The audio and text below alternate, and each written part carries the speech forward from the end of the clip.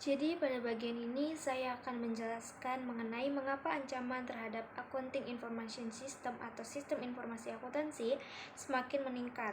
Saat ini, banyak organisasi menghadapi berbagai resiko yang dapat mengganggu keamanan dan integritas sistem informasi mereka. Yang pertama itu ada high failure in system control. Pertama, berdasarkan data yang ada, lebih dari 60% organisasi mengalami kegagalan besar dalam mengendalikan keamanan dan integritas sistem komputer mereka. Hal ini menunjukkan bahwa banyak perusahaan masih belum memiliki sistem pengendalian yang cukup kuat untuk melindungi informasi yang mereka miliki. Yang kedua ada wide distribution of information. Alasan berikutnya adalah karena informasi sekarang bisa diakses oleh sangat banyak karyawan dalam sebuah organisasi. Sebagai contoh, perusahaan Chevron memiliki lebih dari 35.000 komputer yang digunakan oleh karyawan. Selain itu, informasi juga tersebar di berbagai sistem dan jaringan komputer. Akibatnya, semakin banyak orang yang memiliki akses ke informasi tersebut, maka potensi terjadinya kesalahan atau penyalahgunaan data juga semakin besar. Selanjutnya ada external access to system. Tidak hanya karyawan internal, pihak luar seperti pelanggan dan pemasok juga bisa mengakses sistem perusahaan. Sebagai contoh, Walmart memberikan akses database kepada vendor mereka. Hal ini memang mempermudah kerjasama bisnis, tetapi di sisi lain juga bisa menimbulkan risiko kebocoran informasi, terutama jika vendor tersebut bekerja sama dengan pesaing perusahaan. Yang keempat ada signs of weak control. Selain itu, ada juga beberapa tanda yang menunjukkan kemungkinan adanya kelemahan dalam sistem pengendalian. Misalnya, terdapat harga barang yang terlihat tidak wajar, dan juga perbedaan harga antara invoice dari vendor dengan purchase order perusahaan. Hal-hal seperti ini bisa menjadi indikasi adanya kesalahan pencatatan atau bahkan kemungkinan kecurangan. Yang kelima ada organizational structure issue. Kelemahan pengendalian juga bisa disebabkan oleh struktur organisasi yang kurang jelas.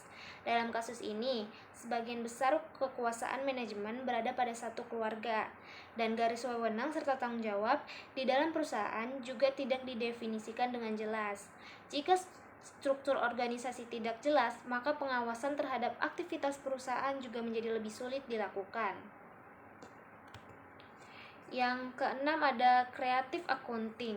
Selain itu, terdapat juga adanya praktik kreatif accounting, yaitu penggunaan metode akuntansi tertentu untuk membuat kinerja perusahaan terlihat lebih baik daripada kondisi yang sebenarnya. Selanjutnya yang ketujuh ada ethical issues. Kondisi ini juga menimbulkan beberapa pertanyaan etika dan profesional. Misalnya, apakah transaksi yang terlihat tidak biasa tetap harus dilaporkan?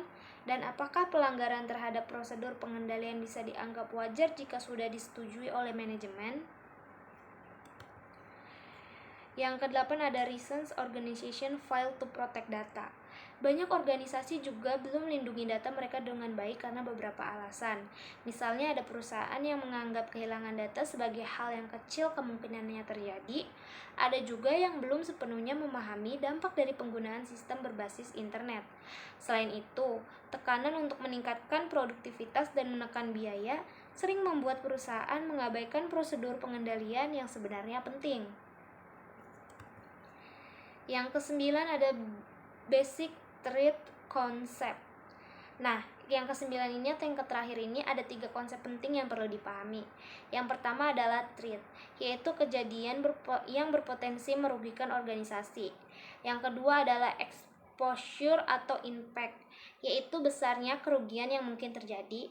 Dan yang ketiga adalah likelihood atau risk, yaitu kemungkinan terjadinya ancaman tersebut. Baik, pada bagian ini kita akan membahas mengenai konsep dasar pengendalian atau kontrol dalam organisasi. Internal control atau pengendalian internal merupakan suatu proses yang dirancang secara sistematis oleh organisasi untuk memberikan keyakinan yang memadai bahwa tujuan operasional dapat tercapai.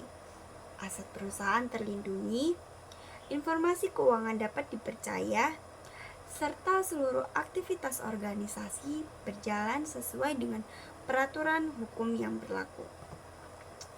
Pengendalian internal menjadi sangat penting dalam tata kelola perusahaan atau corporate governance.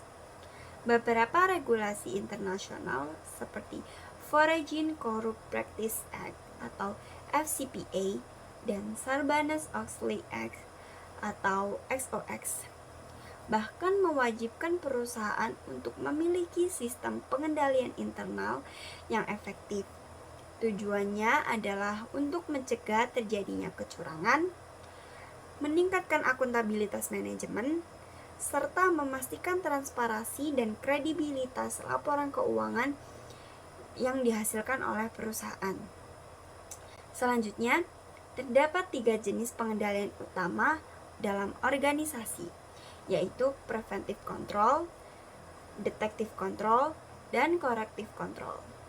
Yang pertama adalah preventive control. Pengendalian ini dirancang untuk mencegah kesalahan, kecurangan, atau penyimpangan sebelum hal tersebut terjadi. Preventive control biasanya diterapkan melalui berbagai prosedur seperti pemisahan tugas antar karyawan, pemberian otoritas terhadap transaksi tertentu, pengawasan terhadap karyawan, serta pembatasan akses terhadap aset maupun sistem informasi perusahaan. Lalu yang kedua adalah detective control. Pengendalian ini bertujuan untuk mengidentifikasi kesalahan atau penyimpangan yang telah terjadi. Contohnya adalah rekonsiliasi bank, audit internal, peninjauan laporan keuangan, serta aktivitas pemantauan lainnya yang memastikan bahwa transaksi yang dicatat benar-benar mencerminkan kejadian yang sebenarnya. Lalu yang ketiga adalah corrective control. Pengendalian ini dilakukan setelah suatu masalah ditemukan. Tujuannya adalah untuk memperbaiki kesalahan yang terjadi serta mengembalikan sistem agar kembali berjalan normal. Tindakan yang dilakukan dapat berupa perbaikan data yang salah, penyempurnaan prosedur kerja, serta penerapan langkah-langkah baru agar kesalahan yang sama tidak terulang kembali di masa mendatang. Selain jenis pengendalian, terdapat juga kategori pengendalian, yaitu General Control dan Application Control. General Control merupakan pengendalian yang berkaitan dengan stabilitas dan keamanan keseluruhan sistem informasi organisasi. Pengendalian ini mencakup pengelolaan infrastruktur, teknologi informasi, keamanan sistem, pengendalian akses pengguna, serta kebijakan yang mengatur pengembangan dan pemeliharaan sistem. Sementara itu, application control berfokus pada keakuratan dan keandalan pemrosesan transaksi dalam suatu aplikasi. Pengendalian ini memastikan bahwa data yang dimasukkan ke dalam sistem sudah valid, lengkap, telah diotorisasi dengan benar, serta diproses secara tepat sebelum akhirnya disimpan dan dilaporkan. Terakhir, menurut Robert Simons, terdapat 4 sistem pengendalian dalam organisasi, yaitu Belief System, Boundary System, Diagnosis Control System, dan Interactive Control System. Belief System digunakan untuk menanamkan nilai visi dan tujuan organisasi kepada seluruh anggota perusahaan. Boundary System berfungsi menetapkan batasan atau aturan mengenai tindakan yang tidak boleh dilakukan oleh karyawan. Diagnosis Control System digunakan untuk memantau kinerja organisasi dengan membandingkan hasil yang dicapai dengan target yang telah ditetapkan. Sedangkan Interactive Control System digunakan untuk manajemen untuk mendorong komunikasi diskusi serta pembelajaran dalam menghadapi perubahan dan ketidakpastian lingkungan bisnis.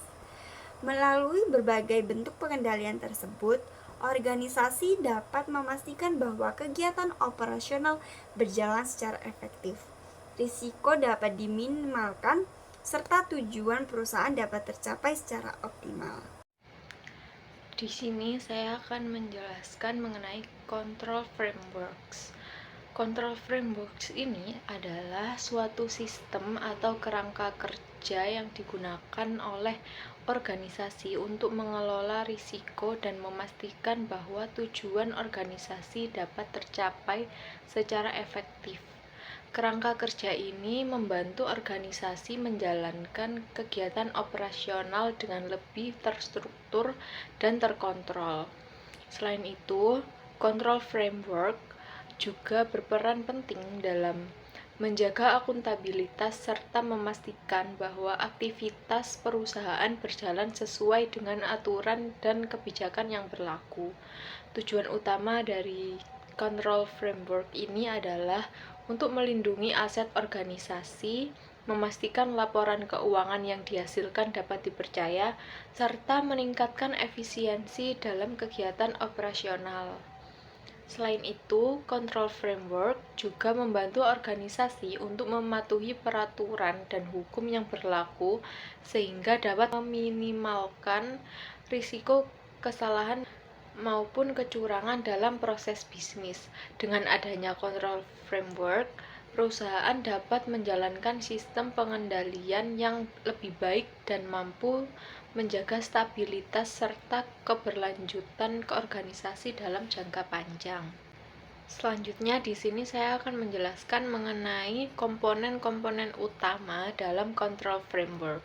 Secara umum, control framework terdiri dari beberapa komponen penting, yaitu risk assessment, control activities, information and communication, monitoring process, serta control environment. Setiap komponen ini memiliki peran yang saling mendukung dalam menciptakan sistem pengendalian internal yang efektif. Risk assessment berfungsi untuk mengidentifikasi serta menganalisis risiko yang dapat dipengaruhi capaian tujuan organisasi. Selanjutnya, control activities merupakan kebijakan dan prosedur yang ditetapkan untuk mengurangi atau mengendalikan risiko tersebut. Kemudian terdapat information and communication yang memastikan bahwa informasi penting dapat disampaikan secara tepat kepada pihak yang membutuhkan. Selain itu, monitoring proses digunakan untuk menilai apakah sistem pengendalian yang diterapkan sudah berjalan dengan baik. Dengan menerapkan komponen-komponen tersebut secara efektif, organisasi dapat mengurangi kemungkinan terjadinya kesalahan maupun kecurangan, meningkatkan kualitas pengambilan keputusan, memperkuat tata kelola perusahaan, serta meningkatkan kinerja organisasi secara keseluruhan. Selanjutnya, saya akan membahas tentang control environment. Control environment merupakan budaya organisasi dan sikap manajemen yang mempengaruhi kesadaran serta perilaku seluruh anggota organisasi terhadap pentingnya pengendalian internal. Dengan kata lain, control environment menjadi dasar atau fondasi bagi seluruh sistem pengendalian dalam organisasi. Control environment dibentuk oleh beberapa faktor penting, seperti nilai etika dan integritas yang dimiliki organisasi.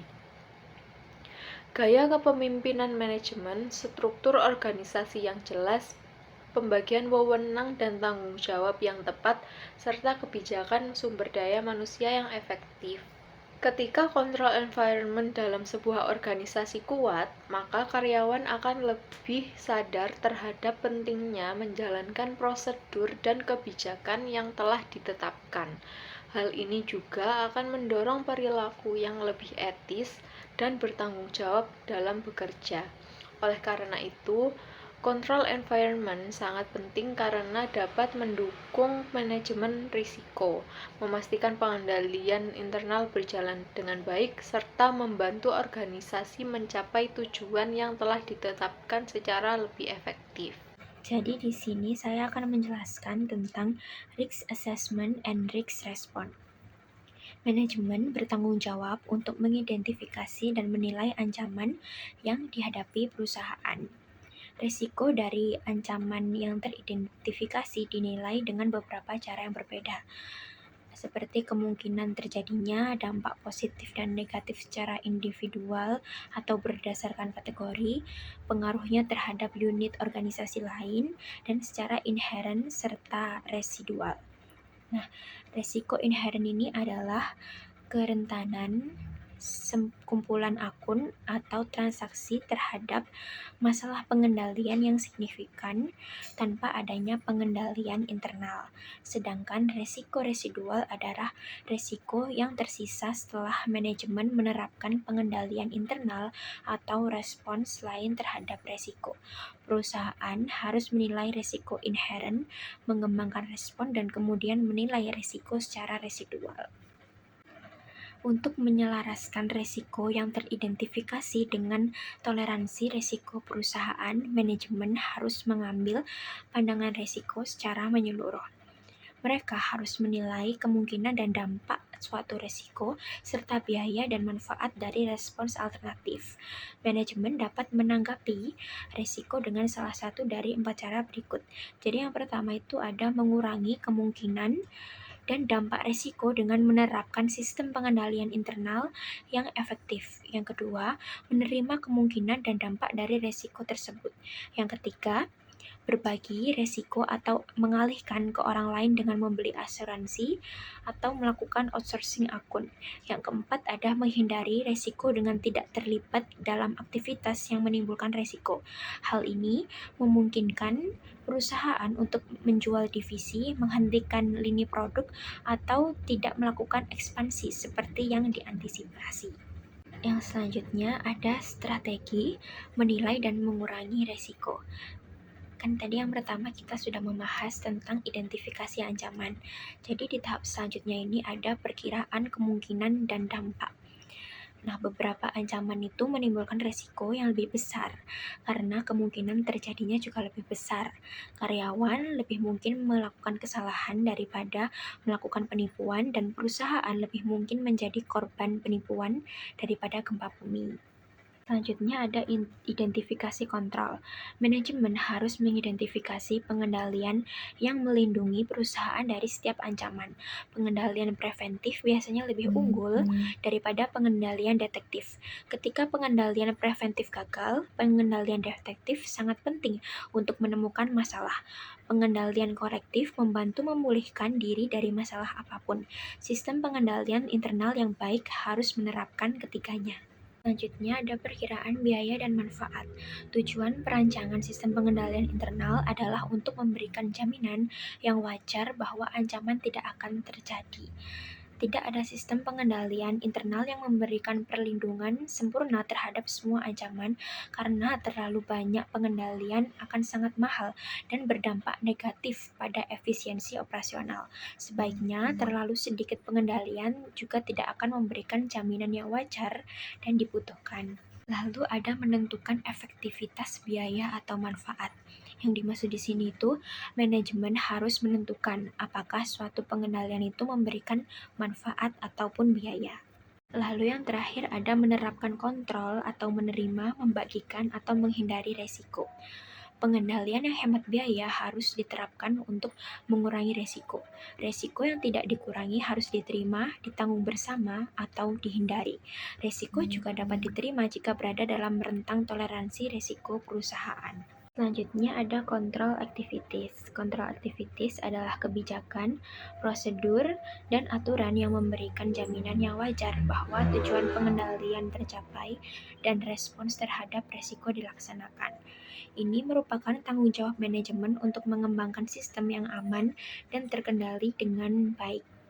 Manajemen harus memastikan bahwa kontrol dipilih dan dikembangkan untuk membantu mengurangi risiko hingga tingkat yang dapat diterima.